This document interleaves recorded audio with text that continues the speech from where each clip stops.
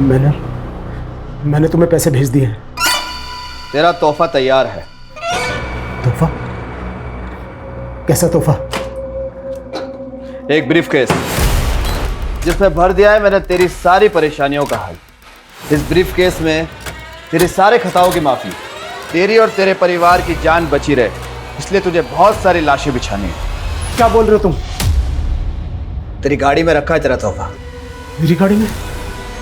क्या रखा है मेरी गाड़ी में? देखो तुम हर बार ये नहीं कर सकते। देखो मेरी हिम्मत जवाब दे चुके हैं, तुम बार बार मेरे साथ ये नहीं कर सकते। मैं पता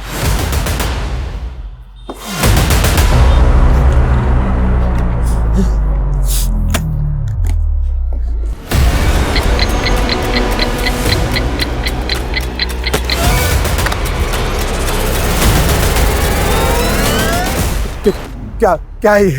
तुम्हारा तोहफा। इस ब्रीफकेस के 2 लॉक हैं। इस लॉक को दोनों को एक साथ खोलते ही तुम्हारा टाइमर चालू हो जाएगा, जो कि 2 मिनट का है। 120 सेकंड। 120 सेकंड बाद टिक टिक टिक। और अगर तुमने इस बॉम्ब को यानी कि इस ब्रीफकेस को 2 मिनट के अंदर बंद कर दिया तो टाइमर भी बंद हो जाएगा। देखो तुम पहले तुम मेरी बात सुनो। जल्दी से जाकर इस ब्रीफकेस को किसी भीड़-भाड़ वाले इलाके में रख दो, वरना देखो तुमने अब तक जो कुछ भी काम मैंने किया है, लेकिन प्लीज मैं ये नहीं कर पाऊंगा, बिल्कुल नहीं।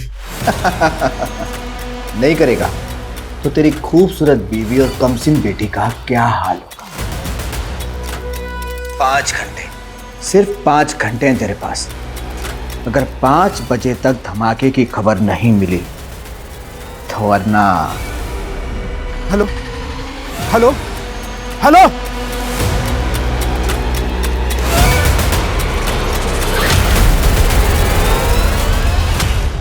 नमस्कार, मैं रेणुका शाह ने क्राइम पेट्रोल सतर्क में आपका स्वागत करती हूँ। पैसा, पावर और ब्यूटी, इसका नशा ही अजीब होता है। एक ऐसी मृग तृष्णा जिसकी होड़ में रोशनी कब अंधेरे में बदल जाती है पता ही नहीं चलता। अर्श की बुलंदी कब फर्श की गर्त में समा जाती है एहसास ही नहीं होता। हमारी चाह, हमारी तमन्ना हमें कभी कभी इतना मोहताज बना देती है कि हम हाथ फैलाते हैं तो गुनाह अपनी बाहें फैलाए सामने होता है। फिर हम सोचते नहीं, चुन लेते हैं तबाही, और गुनाह की आग में एक परवाने की तरह झुलस जाते हैं, मिट जाते हैं, मिटा देते हैं। इस केस में भी ऐसा ही हुआ। ये एक ऐसी घातक व्यथा है जिसका एक काला इतिहास है, जिसकी कालीख से कई मासूम जिंदगियों का दुर्भाग्य लिखा गया था। फिर क्या हुआ मम्मा? फिर राजकुमारी ने अपने लंबे बालों को महल से नीचे लटका दिया और राजकुमार उन बालों के सहारे ऊपर आ गया। तुम्हें भी। पापा! रिति, रिति, मेरी बच्ची, मेरी बच्ची। क्या बात है, आज बच्चे पे बड़ा प्यार आ रहा है। इतनी जल्दी कैसे आ गया ऑफिस से? हाँ, वो तुम लोगों से मिलने का दिल किया तो चला है, पता नहीं फिर कभी मिलना होगा। कैसी बातें कर रहे हो? सब ठीक तो है? हाँ।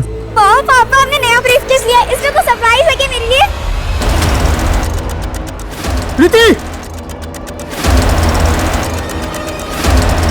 रिति! रिति! छोड़ो उसे! समझ में नहीं आता है क्या? ऐसे बिना पूछे नहीं उठाते। इतना गुस्सा क्यों कर रहे हो? बच्ची ने ब्रीफकेस उठा लिया तो ऐसे बात करोगे उससे? सॉरी बेटा, सॉरी। अच्छा, आप घर पे ही हैं? वो एक क्लाइंट से मिलने आया था तो सोचा घर होता चलता हूँ। हाँ? क्या जीजा जी, आप तो मुझे देख के ऐसे खिसक रहे हैं जैसे क्रिमिनल हो। अरे क्या हुआ जीजा जी, इतने सीरियस क्यों? मजाक कर रहा हूँ, मजाक। अपनी बहन के साथ करना मजाक। चलता हूँ। अरे घर आ ही गए तो लंच करके जाइए ना। भूख नहीं है, तुम अपने भाई का चाय नाश्ता देखो।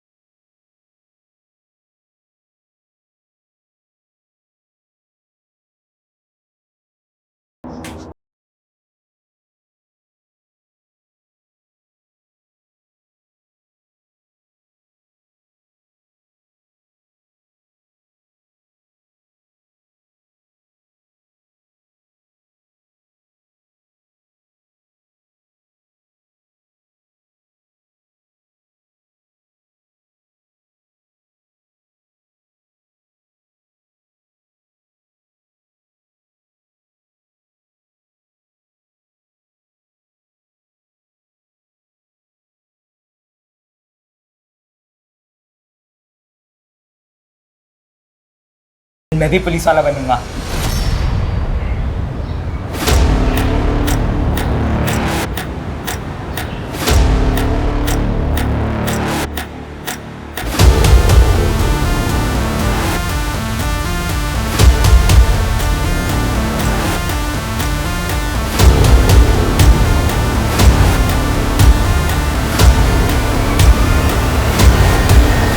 इस ब्रीफकेस के दो लॉक हैं।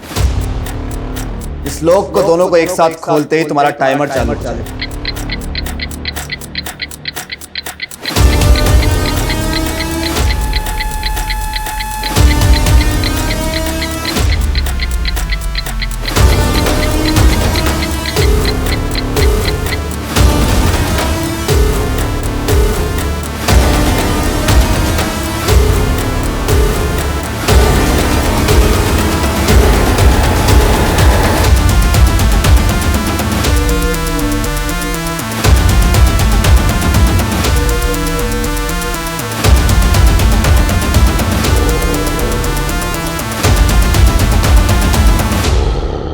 अरे ऐसे कैसे गुम हो गया? जल्दी ढूंढ उसे। हाँ, और अपडेट दे मुझे। कुछ तो चल रहा है जतिन के मन में जो वो बता नहीं रहे। ऑफिस से जल्दी घर भी आए और शक्ल दिखा के चले गए। अरे कहीं ऐसा तो नहीं कि तुम पे शक कर रहा हो कि बीवी पीछे क्या करती है? अरे जस्ट जोकिंग, टेंशन वाली कोई बात नहीं है, सब ठीक हो जाएगा। Hope so. वो क्या है ना साहब, इस साल बारिश ठीक से हो भी नहीं पाई। वो बोलते हैं ना ग्लोबल वार्मिंग बढ़ रहा है साहब। बहुत गर्मी है साहब। बस इधर ही रोको, मुझे यहीं उतरना। कितने पैसे हुए? 100 रुपये साहब।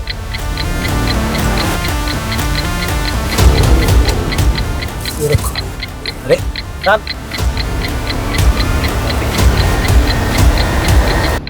अरे साहब आपका ब्रीफकेस।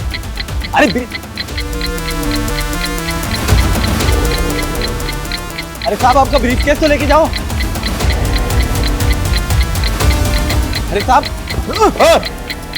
देख के कौन चल सके के? सॉरी साहब अजीब आदमी हो, इतना महंगा ब्रीफकेस आपने ऑटो में छोड़ दिया। इसमें कुछ गड़बड़ तो नहीं? अरे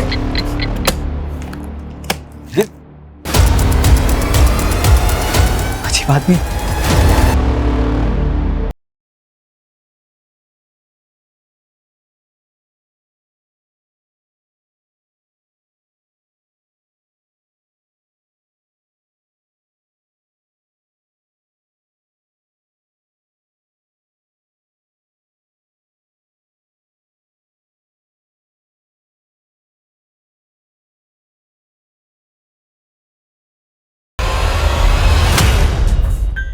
कहीं ऐसा तो नहीं कि मन्ना ने आपको रिश्वत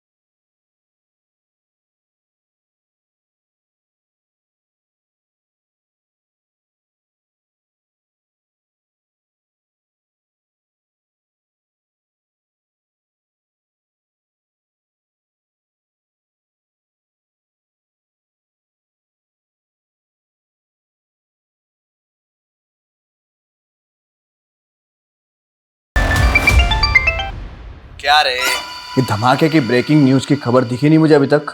मैं बेकसूर लोगों को नहीं मार सकता।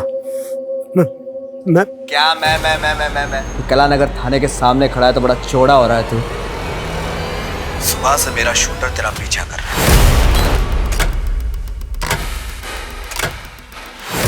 अगर एक कदम और तूने आगे बढ़ाया तो तुझे गोली मार देगा। और तेरे मरने के बाद तेरी बीवी मेरी रखेल और बेटी धंधे वाली। और सुन, मेरा एक आदमी तेरे घर पे भी है। नहीं नहीं नहीं नहीं, नहीं। उन्हें कुछ मत करना, तुम जो कहोगे मैं करूंगा। तो निकल वहां से अभी के अभी। और दोनों लोग खुलने के बाद जो 2 मिनट में धमाके वाली बात थी ना, वो कहानी थी, झूठी कहानी। टाइमर तो ऑलरेडी सेट कर रखा है मैंने। अब तो इसे खोल या मत खोल, धमाका तो होगा। अब कुछ देर है तेरे पास, कुछ देर। Hello hello hello.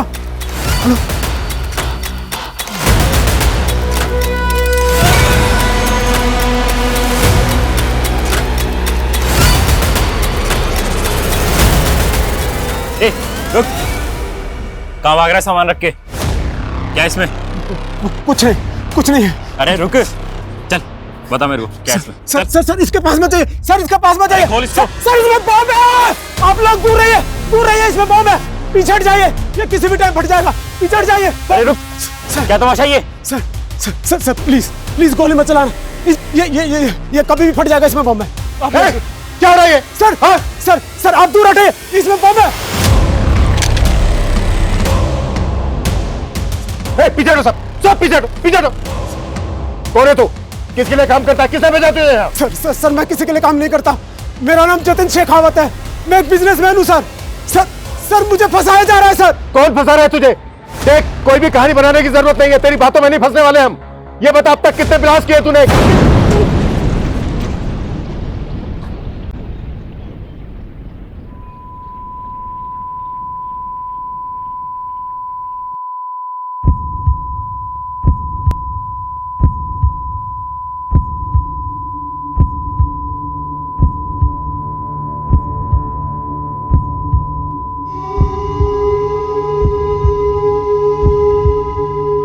पानी लाओ, चल जाए।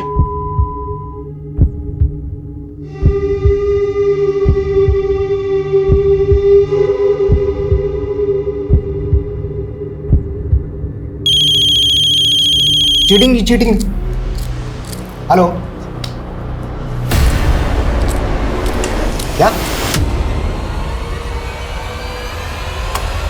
सर ये पहले ब्रीफ केस रख के भाग रहा था, फिर कांस्टेबल मिश्रा ने इसे देख लिया तो अपने मजबूर होने की कहानी सुनाने लगा। हाँ सर, ये आदमी बार बार बोले जा रहा था कि मैं बेकसूर हूँ और सूटकेस में बॉम्ब है।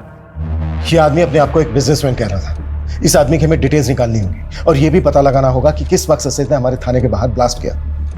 अगर सीसीटीवी फुटेज के हिसाब से देखें तो ये आदमी कालानगर पुलिस स्टेशन में अभी एक भीषण बॉम्ब ब्लास्ट हुआ है। हमारे सूत्रों से पता चला है कि बॉम्ब एक बिजनेसमैन जतिन शेखावत ने यहाँ प्लान किया था, जो कि इसी बॉम्ब ब्लास्ट में मारा गया है। पुलिस को जतिन के टेररिस्ट ऑर्गेनाइजेशन से जुड़े होने का भी अंदेशा है।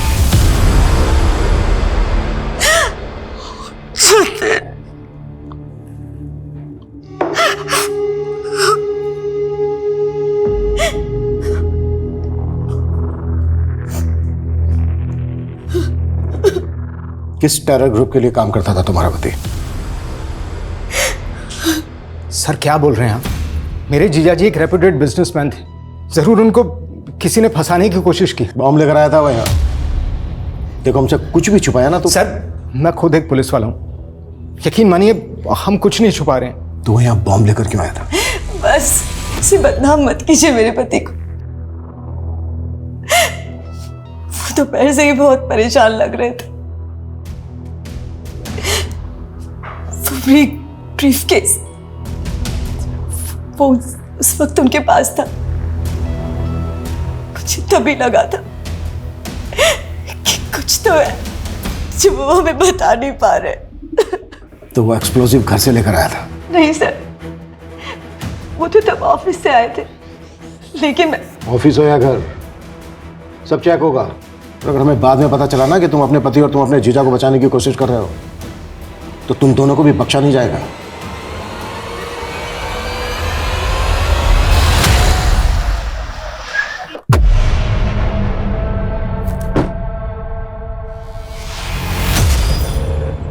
अबे तू कहाँ लेके आ गया मुझे यार? यार मेरा गैराज का काम बाकी बिना वर्दी के मेडल कैसे मिलता है बताता हूँ, देखते जा बस। जो मैं बोलूँ वो करते रहे। साहब आपका मुर्गा मन्ना यहाँ शक्ति बाजार के रॉयल केक शॉप में, आप आ जाओ जल्दी। क्या रे, पैसा लेने के लिए खुद आना पड़ेगा?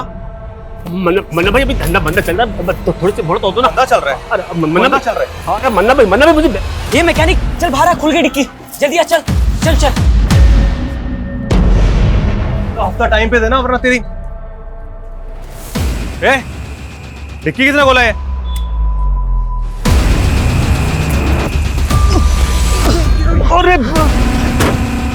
अरे डर मत, इधर आजा, शेर पिंजरे में बंद है।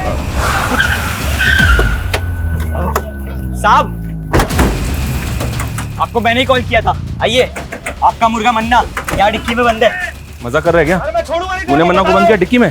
हाँ साहब। डिक्की खोलो।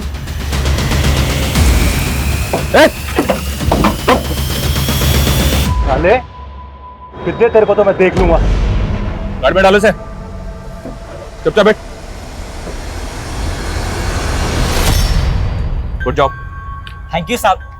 अब तो आप मानते ना कि मैं पुलिस वाला बन सकता हूँ? पुलिस वाले को तो पता नहीं, पर मेरा खबरी बन गया है तू। सच्ची? तो साहब आप जल्दी जल्दी बताओ अभी आगे क्या काम करना है, ताकि मैं खबरी से पुलिस वाला बन जाऊं। इसी तरह अच्छा काम करता रहे। सर जतिन सर का बहुत ही क्लीन इंपोर्ट और एक्सपोर्ट का बिजनेस है सर, वो गलत नहीं हो सकते सर। ये इंपोर्ट एक्सपोर्ट का बिजनेस तो सिर्फ दिखावा है, यहाँ और क्या क्या होता है हम सब पता लगा लेंगे। जाके फाइल चेक करो उधर। आप बेवजह शक कर रहे हैं साहब, मैं खुद यहाँ 5 साल से काम करता हूँ, आप जैसा सोच रहे हैं वैसा कुछ नहीं है। लेकिन सर जब सुबह जतिन सर अचानक से यहाँ से निकले तो मुझे भी थोड़ा सा अजीब लगा था। और सर फ़ोन पे किसी से तो झगड़ रहे थे, हो सकता है किसी ने फंसाया उनको। सर कौन फंसाएगा उसे? सब इतना तो आइडिया नहीं है सर, लेकिन सर वो जो लड़की थी निवेदिता, वो पहले यहीं काम किया करती थी और तकरीबन 6 महीने पहले उसने सुसाइड कर लिया था। उस सुसाइड से इस ब्लास्ट का क्या कनेक्शन है? सर सुसाइड करने के बाद निवेदिता का बॉयफ्रेंड यहाँ आया था, शकील। निवेदिता! छोड़ो मुझे! सर निवेदिता कहाँ है? छोड़ो मुझे! निवेदिता! छोड़ो मुझे! सर निवेदिता ने सुसाइड नहीं किया, बल्कि मेरे साथ मेरा मारा! बकवास कर रहा है मुझे! बकवास कर रहा है! पकड़ा है। लेकिन सर उसके बाद प्रूव हो गया था कि निवेदिता ने सुसाइड ही किया था। लेकिन उसने सुसाइड क्यों किया? सर मुझे कैसे पता होगा, जब वो यहाँ काम किया करती थी तो कभी टाइम पे नहीं आई और हफ्ते में 3-4 बार तो हाफ डे में निकल जाती थी। सर पता नहीं क्या करती थी ऐसा। और जब सर जतिन सर ने उसको नौकरी से निकालने की धमकी दी तो उसने उल्टा जतिन सर पर ही मोलेस्टेशन का केस लगा दिया था। सर बहुत अजीब लड़की थी। जतिन के घर और उसके ऑफिस से कुछ भी सस्पिशियस नहीं मिला, लेकिन ब्लास्ट में जो बारूद का इस्तेमाल किया गया है वो माइंस ब्लास्ट में इस्तेमाल किया जाता है। पता करो उसके कॉन्ट्रैक्ट में कौन कौन ऐसे लोग थे जो इस तरह की बारूद का उसके लिए बंदोबस्त कर सकते। जी सर। सर हमें जतिन का फ़ोन मिला है। फ़ोन तो पूरी तरह से डैमेज हो चुका है, लेकिन सर इसमें 2 सिम स्लॉट्स हैं। उनमें से एक स्लॉट में उसकी सिम है जो उसका बिजनेस नंबर था। हमने उसके CDR भी निकाले सर। ब्लास्ट वाले दिन एक नंबर से लगातार उसे कॉल्स आ रहे थे। सर ऐसा लग रहा है जैसे कि कोई उसे इंस्ट्रक्शन दे रहा हो। अगर जतिन का इंटेंशन ब्लास्ट करने का होता तो अपना बिजनेस नंबर इस्तेमाल क्यों करता? बार बार कह रहा था कि उसको मजबूर किया जा रहा है, मजबूर किया जा रहा है। क्या जतिन वाकई में सच बोल रहा था? लेकिन सर कोई टेररिस्ट ग्रुप किसी अनजान आदमी से बॉम्ब प्लांट करवाए, ये पॉसिबल है? लेकिन हम टेरर एंगल को रूल आउट नहीं कर सकते। शायद जतिन का स्लीपर सेल की तरह इस्तेमाल किया गया हो। स्लीपर सेल वो क्या होता है सर? ये स्लीपर सेल एक तरह से उग्रवादी ही होते हैं जो आम लोगों के बीच में रहकर उग्रवादी गिरोह के लिए काम करते हैं। हमें पता चला है कि कमला नगर में एक ऐसा ही स्लीपर सेल पनप रहा है। कमला नगर? सर वहां पे तो मेरी झोपड़ी है। जानता हूँ, तभी तो ये काम तो मैं दे रहा हूँ। उसे ढूंढोगे? आप ऑर्डर दो, क्या करना है? सर आप ऐसे नाम जानकर किसी को भी उठा लोगे क्या? सर मैं मानता हूं कि मैंने उस जतिन को मारने की धमकी दी थी क्योंकि उसने मेरी गर्लफ्रेंड के साथ। लेकिन निवेदिता ने जतिन पर मोलेस्टेशन का चार्ज लगाया था, वो साबित तो नहीं हुआ। हाँ सर, लेकिन निवेदिता के साथ शोषण जरूर हुआ था और उस जतिन की वजह से उसने पहले भी। निवेदिता क्या कर रही हो तुम? छोड़ो मुझे, मर जाना चाहती हूँ मैं। वो मुझे मॉलेस्ट करता है और पुलिस वाले मुझे जलील करते हैं, कहते मैंने झूठा केस किया है। सर जतिन ने अपने पैसे और पावर के बल पे अपने आप को बचा लिया था, और उसका साला भी तो पुलिस में है। एसआई विनोद? हाँ। जानते हैं उसको? वो देख रहा था ये केस? हाँ सर। सर आपको नहीं लगता है कि उसने अपने जीजा को बचाया होगा? वो हम देख लेंगे, लेकिन पहले तू ये बता, तेरे किसी भी आईडी में तेरे बाप का नाम नहीं है। आया कहाँ से तू? सर मैं अनाथ हूँ, कानपुर के एक अनाथालय में पला पड़ा। आप चाहे तो पता कर सकते हैं। और निवेदिता? हमें पता चला उसका अंतिम संस्कार भी तूने किया है। उसकी फैमिली? निवेदिता भी मेरी तरह अकेली और बेसहारा थी, और इसी का फायदा उठाकर उस जतिन ने उसे अपना शिकार बनाया।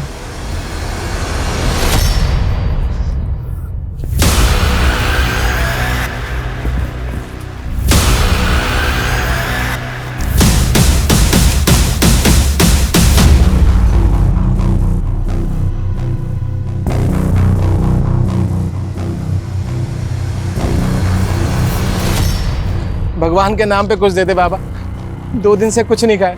क्या चचा, इतने हट्टे खट्टे होके भी भीख मांग रहे हो? बेटा पैर में बहुत दर्द रहता है और ज्यादा देर तक खड़ा भी नहीं रह जाता। अच्छा तो दौड़ाए आपको? ए रुक, ए चोर चोर, पकड़ो पकड़ो पकड़ो, ए रुक।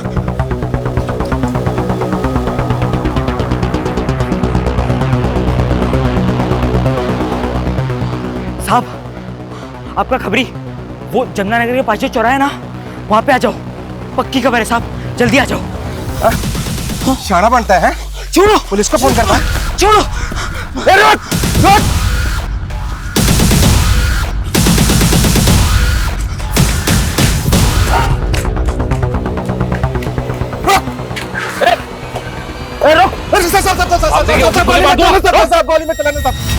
ज्यादा चालक बनता है, जस्ता पे नजर रखता है। पकड़ो इसे। साहब ये आपका स्लीपर सेल, ये देखिए।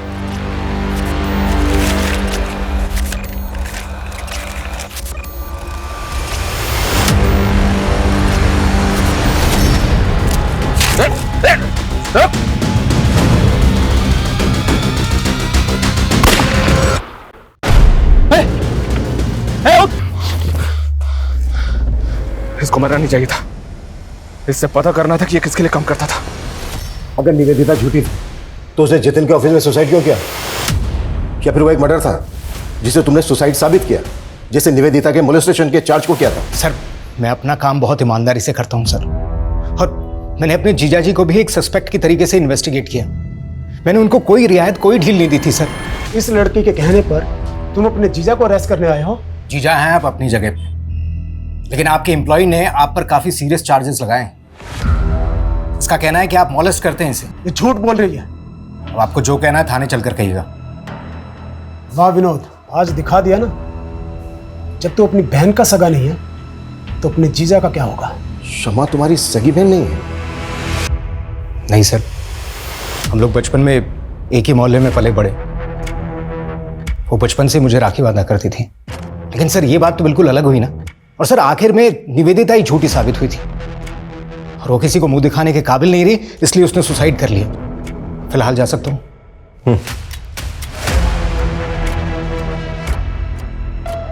सूरज। जी सर। नजर रखो इस पे।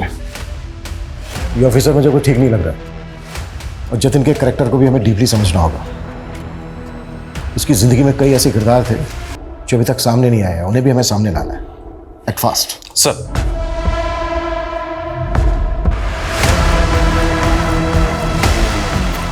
सुबह सुबह क्या मुंह लटका के बैठे हुए हैं आप, और दाढ़ी भी नहीं बनाई अभी तक। आइए पहले नाश्ता कर लीजिए, फिर। भूख नहीं है मुझे। बिना खाए कहाँ जा रहे हैं आप? झाड़ू में जा रहा हूँ। सुनिए तो।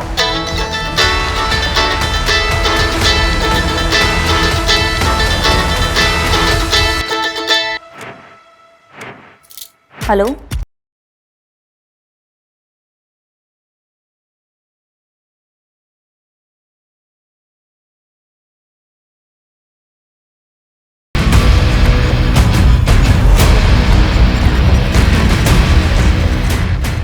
सर मैंने जतिन का बैंक अकाउंट चेक किया तो एक बात बड़ी अजीब लगी।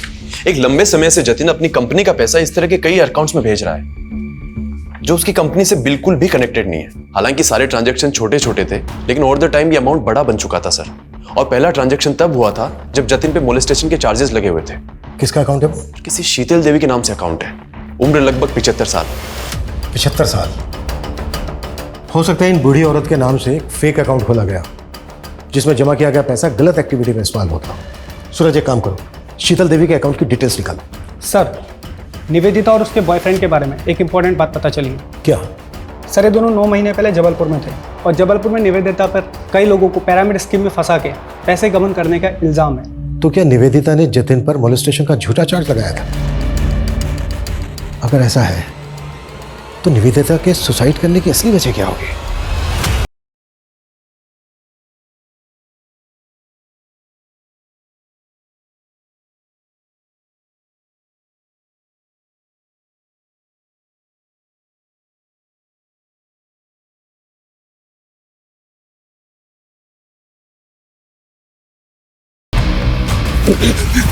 अभी भी वक्त है, बोलते सच। सर बताता हूँ सर, मेरा इस पिरामिड स्कीम से कोई लेना देना नहीं है सर। मैं तो बल्कि सर निवेदिता का भी इससे कोई लेना देना नहीं था। उसे तो लगता था कि वो एक फाइनेंस कंपनी में काम कर रही है।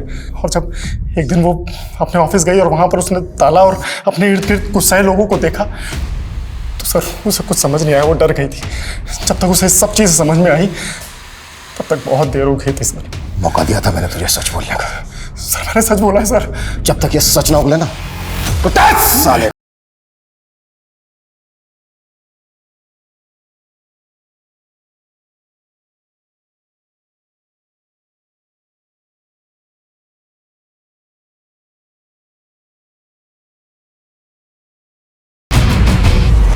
अनंत,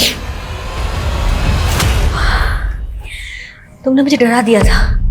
यहाँ क्यों सो रहे? खाना भी नहीं खाया तुमने? तुम्हारा ही इंतजार कर रहा था। बहुत लेट कर दिया आज। वो आज काम थोड़ा ज़्यादा था। I am sorry. सब मेरी गलती है। अगर मैंने उन चीटर्स के साथ में पार्टनरशिप नहीं की होती तो शायद आज मेरा ये। अनंत, दिल छोटा मत करो, सब ठीक हो जाएगा। मैं हूं ना तुम्हारे साथ। तुम फिर से कर पाओगे, मुझे पता है। मुझे नहीं लगता कि मैं वो सब फिर से दोहरा पाऊंगा।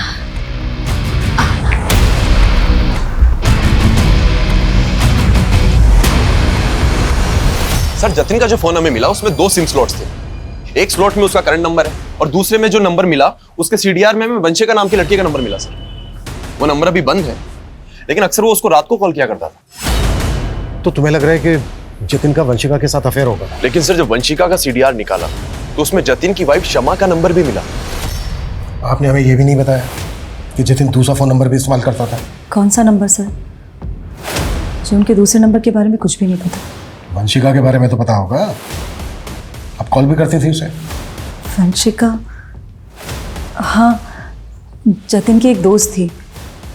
जतिन ने ही कभी मेरे फ़ोन से कॉल किया होगा उसे। जतिन की मौत के बाद वंशिका मिलने आई आपसे? कॉल किया उसने आपको? तो फिर ऐसी कैसी दोस्ती थी? और अब तो फ़ोन भी बंद है उसका। सर, मुझे इसके बारे में कुछ भी नहीं पता। ज़रूरत पड़ी तो दोबारा मिलेंगे।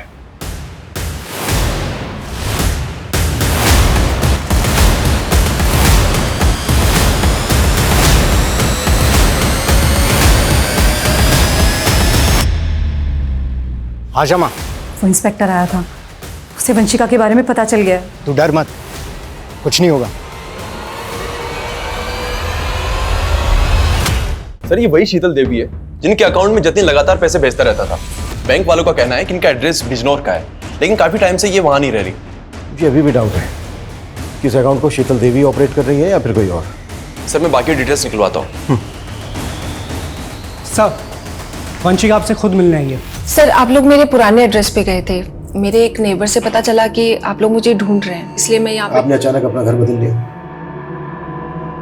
फोन नंबर भी बंद कर दिया, क्यों ऐसा? मैं वहां से जाना नहीं चाहती थी, मुझे मजबूर किया गया। किसने मजबूर किया? जतिन के साथ क्या रिश्ता था तुम्हारा? इतने कॉल्स क्यों होते थे तुम दोनों के बीच? सर, मैं जतिन को लाइक करने लगी थी।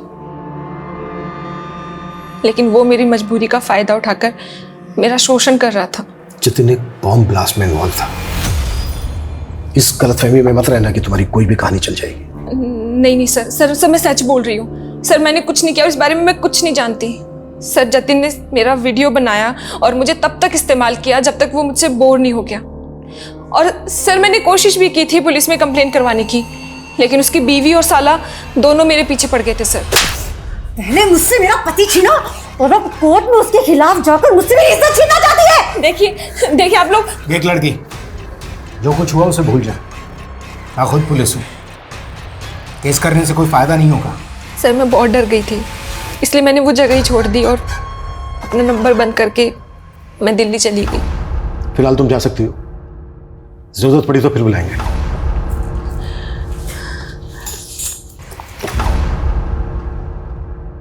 सूरज सर, इस लड़की पे नजर रखो और पता लगाओ कि इसकी कहानी में कितनी सच्चाई है। निवेदिता ने भी जतिन पर मोलेस्टेशन का चार्ज लगाया था। जतिन की कॉन्टैक्ट लिस्ट में जितनी भी लड़कियां हैं उन सबकी डिटेल निकालो। हो सकता है किसी ने रिवेंज लेने के लिए इस तरह से जतिन का बम ब्लास्ट में इस्तेमाल किया हो। एक बम धमाके की सनसनीखेज खबरें बटोरने वाला ये केस शुरुआत से ही एंटी सोशल एंगल से जोड़ा जा रहा था, लेकिन पुलिस जांच का दायरा ऐसा था मानो ये कोई सामान्य हत्या का केस हो।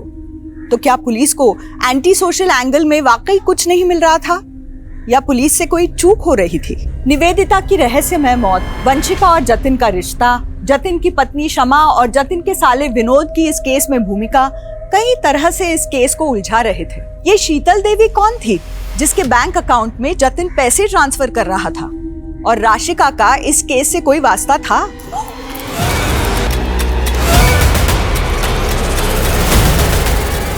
आखिर राशिका का कत्ल किसने और किस मकसद से किया था? इस केस के कई और भी राज थे जो अभी तक बेपर्दा होने बाकी थे।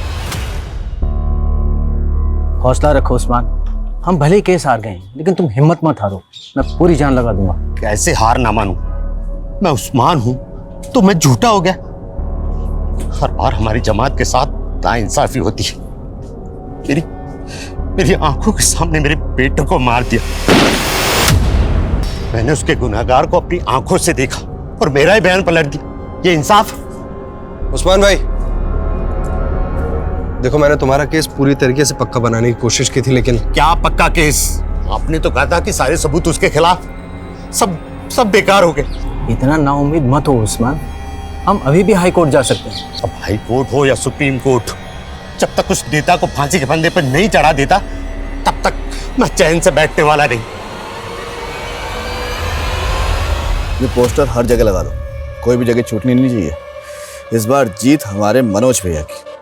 और बाहुबली, तैयारी कैसे चल रही है? राम राम मनोज भैया, कृपा है आपकी। जाओ अपना काम करो। मनोज भैया हमारी तैयारी तो बहुत जोर शोरों से चल रही है, लेकिन ये आपके जो कारनामे है ना, कहीं आप कोई हवा ना कर दे। क्या बक रहा है तू? आप टेंशन मत लो, आप ना चुनाव की तैयारी करो। हमें ना आपका पत्ता साफ नहीं होने देंगे। आप मेरे जीजा के कातिल को तो पकड़ नहीं पा रहे, उल्टा आप हमें परेशान कर रहे हैं। मैं जतिन के कातिलों से ही तो बात कर रहा हूँ, ऐसा ही विनोद।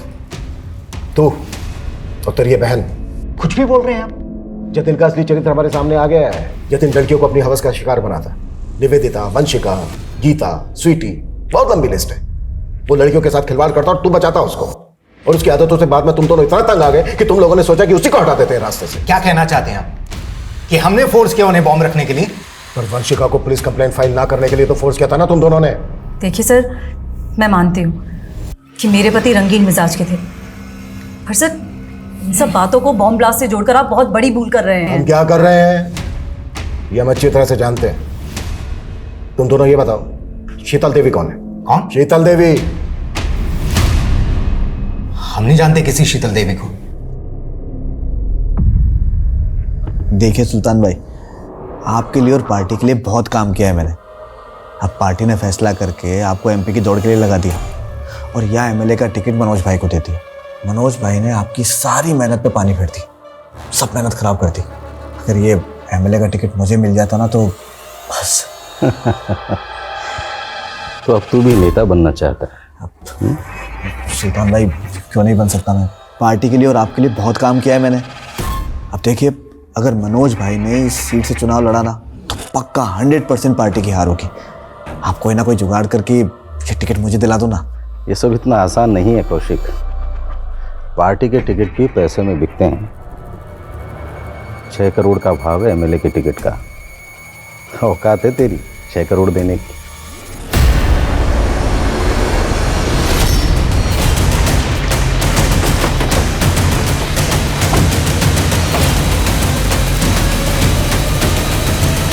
पीछे चलिए आप, पीछे चलिए।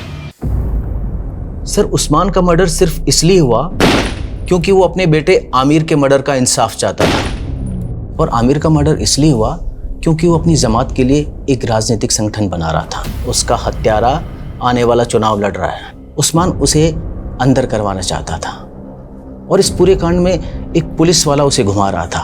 मुझे शक है कि इस पुलिस वाले की बात कर रहे हैं आप? एसआई मंगल। तुम उस्मान मर्डर केस में एक फेलो ऑफिसर पे शक कर रहे हो? सर, शक करने की वजह और भी बड़ी है। हो सकता है कि एसआई मंगल का जतिन के केस से भी कोई कनेक्शन हो। व्हाट? जी सर, निवेदिता का एसआई मंगल के साथ में कनेक्शन था। जब निवेदिता का साथ एसआई विनोद ने नहीं दिया तो वो एसआई मंगल के पास चली गई, और उस्मान के बेटे की मौत की जांच भी एसआई मंगल ही कर रहे थे। सर, एक और बात, ये राशि का है। कुछ टाइम पहले इसका रेप और मर्डर हुआ था।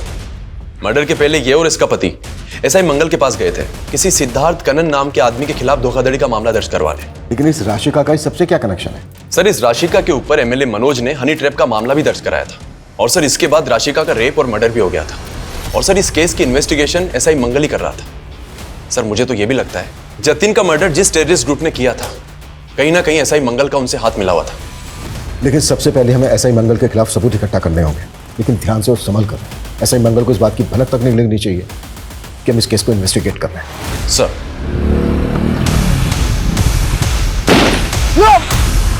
मैं एसआई मंगल को इन्वेस्टिगेट कर रहा था तो मुझे शीतल देवी के साथ उसका कनेक्शन मिला। एसआई मंगल का शीतल देवी के साथ कनेक्शन? जी सर, एसआई मंगल के साथ में एक अनुज नाम का कांस्टेबल काम किया करता था। शीतल देवी उसी अनुज की नानी है जिसके अकाउंट में जतिन पैसे भेजा करता था। सर, आप एक ईमानदार ऑफिसर पर ऐसे संगीन आरोप नहीं लगा सकते हैं। सर, मेरा उस ब्लास्ट से कोई लेना देना नहीं है। तेरे साथ काम करने वाले कांस्टेबल अनुज से मिले हैं शीतल देवी जिसकी नानी है। वो अपनी नौकरी और इज्जत बचाने के लिए सरकारी गवाह बनने के लिए तैयार हो गया है, और उसकी नानी भी गवाही देंगी कि उनके अकाउंट को तू। सर, मैं सच कह रहा हूँ सर, मेरा उस ब्लास्ट से कोई लेना देना नहीं है सर। सर, मैं सिर्फ और सिर्फ एक कठपुतली था सर। मुझ पर प्रेशर था 1 करोड़ रुपए इकट्ठा करने का, वरना मेरी जान चली जाती सर। साफ साफ बोल। सर, जब निवेदिता मुझसे हेल्प मांगने के लिए आई तो उसने मुझे एक वीडियो दिखाया। उस वीडियो में जतिन और निवेदिता बिस्तर पर साथ थे। मुझे लगा कि वो वीडियो एक बहुत अच्छा साधन हो सकता है जतिन से पैसे उगाही करने का। उस बेसहारा लड़की को तूने इतना अब्यूज किया कि खुदकुशी कर ली उसने। राशिका और उस्मान को भी तू नहीं, और वो जतिन, उसको भी बम ब्लास्ट में तू नहीं। नहीं सर, सर मैं सिर्फ और सिर्फ एक कठपुतली था सर। तो कठपुतली ये बोल, तेरी डोर किसके हाथ में है?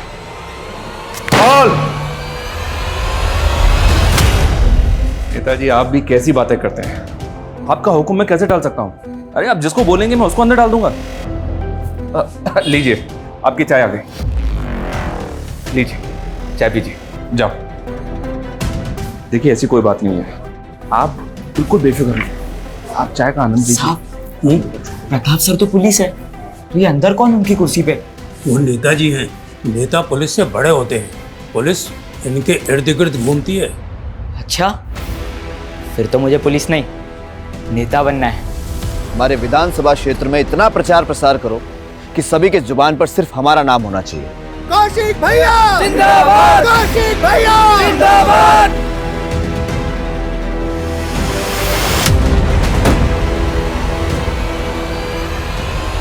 सर, एसआई मंगल ने जिस कौशिक तिवारी का नाम बताया है वो बचपन में पुलिस का इन्फॉर्मर था। देखते ही देखते पॉलिटिशियन सुल्तान का दिल भी उस पर आ चुका था। उसके सर पर सुल्तान का हाथ है। एमएलए का टिकट भी उसको सुल्तान नहीं दिलवाया सर। अभी कुछ टाइम पहले उस पर अटैक हुआ था जिससे पब्लिक की सिंपैथी उसके साथ हो गई। सर, उस पर हाथ डालना आसान नहीं है। जानता हूं थोड़ा मुश्किल है, लेकिन मैंने डीसीपी सर से बात की है। अगर हमारे पास उसके खिलाफ स्ट्रॉन्ग एविडेंस है तो उसका अरेस्ट वारंट हमें जरूर मिलेगा। ऐसा ही मंगल और अनुज के स्टेटमेंट पे आप लोगों को वारंट मिला है, लेकिन आप लोग मेरे खिलाफ अदालत में कुछ प्रूव नहीं कर पाएंगे। जितने दिन मुझे अंदर रखेंगे उतना ही मैं जनता के सामने पॉपुलर हो जाऊंगा और फिर मैं इसे अपने विरोधियों की साजिश साबित कर दूंगा। जैसे तूने खुद पे अटैक करवा के ये साबित कर दिया, और भी बहुत सारे सबूत है हमारे पास तेरे खिलाफ। जतिन जिन शीतल देवी के अकाउंट में पैसे ट्रांसफर करता था, उनके अकाउंट से तेरे चमचों के अकाउंट में पैसा ट्रांसफर होता था। ऐसा ही मंगल को तूने 1 करोड़ रुपए इकट्ठा करने का टारगेट दिया। राशि का उस्मान का बेटा आमिर, जतिन जिस बम ब्लास्ट में मारा गया। हाँ, मरवाया मैंने सबको। आखिर थे क्या वो मेरे लिए? सिर्फ मोहरे। देखो, मैं पहले तुम्हें बहुत पैसे ट्रांसफर कर चुका हूँ। अब मेरा और निवेदिता का वीडियो डिलीट करो प्लीज। तेरा तोहफा तैयार है, एक ब्रीफकेस।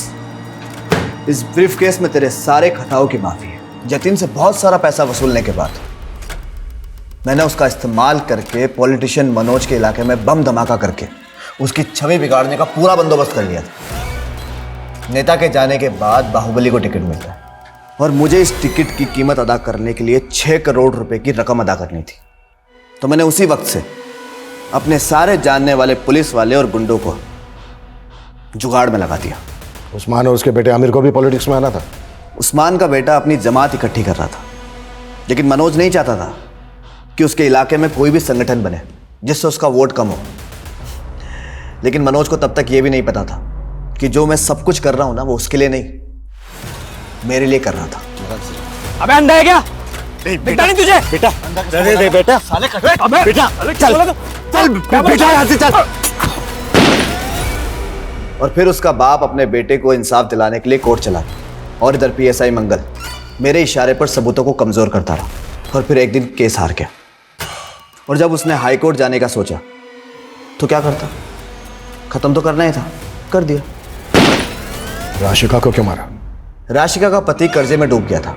वो मंगल के पास मदद मांगने के लिए आई थी और मुझे मनोज और अपने विद्रोही नेताओं की छवि बिगाड़ने के लिए एक औरत की जरूरत थी। मदद मांगने आई थी मैं आपसे मंगल जी के कहने पे, और आप कह रहे मुझे दूसरों के साथ सोना होगा? हाँ, सोना होगा। इस सीट पर खड़े होने वाले सारे नेताओं के राज मुझे लाकर देने होंगे। मैं अपने खिलाफ कोई भी कमजोर कड़ी जिंदा नहीं छोड़ना चाहता था, इसलिए राशिका को भी मार दिया। टीनेजर कौशिक में जो जज्बा था, वो जज्बा उस उम्र में होना काबिले तारीफ है, लेकिन बड़े सपनों की राह में गुमराह अंधेरों के पड़ाव भी मिलते हैं। वहां जब कोई हाथ पकड़ के सुधारने वाला नहीं होता तो लोग अक्सर जुगनुओं की चमक को भी कामयाबी का सूरज समझ बैठते हैं। और वो सुबह कभी नहीं आती जिसकी चाह में लोग अपना सब कुछ खो चुके होते हैं, और जब आंखें खुलती हैं तो एहसास होता है कि जिस सपने को हमने पल पल जिया था, वो सपना एक गुल्लक की तरह टूट गया, और जिसे हम छोटी छोटी खुशियों के सिक्के समझ के जोड़ रहे थे, असल में वो हमारे गुनाहों का सरमाया था, जिसका कर्ज उतारने के लिए ताउम्र पल पल सलाखों के पीछे काटना होगा। इसी के साथ अब मैं रेणुका शाह आपसे विदा लेती हूँ। हम फिर मिलेंगे ऐसी एक कहानी के साथ जो रखेगी आपको सतर्क और जिंदगी को सुरक्षित। तब तक अपना और अपने परिवार का ख्याल रखिए और देखते रहिए क्राइम पेट्रोल सतर्क। जय हिंद।